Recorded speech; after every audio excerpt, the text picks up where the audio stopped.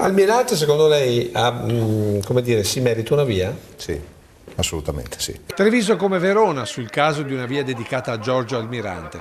Venerdì sera, durante il programma La nostra storia, il vice sindaco di Treviso Andrea De Checchi si è espresso così sia sulla decisione presa dal comune scaligero che sulla reazione della senatrice Liliana Segre. Capisco che le motivazioni, o per meglio dire che la storia personale, le sofferenze personali possono condizionare determinate scelte, quindi assolutamente legittime.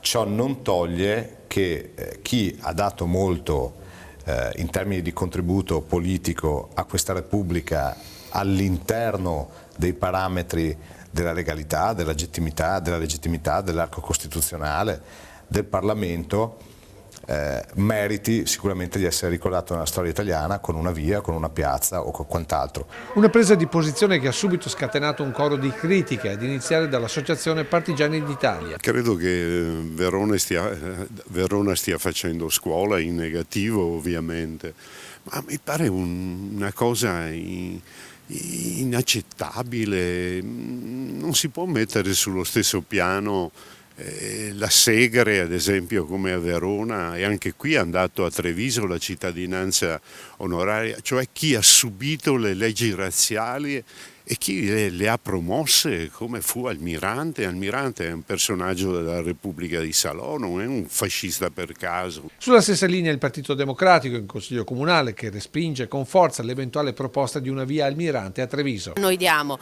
la cittadinanza onoraria alla Segre e facciamo la via per Giorgio Almirante, proprio no.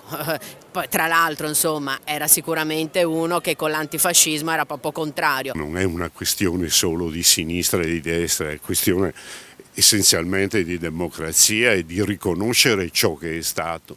Di fronte alla storia non è che i massacratori e i massacrati possono essere messi sullo stesso piano. Mi pare che sia questo il tema.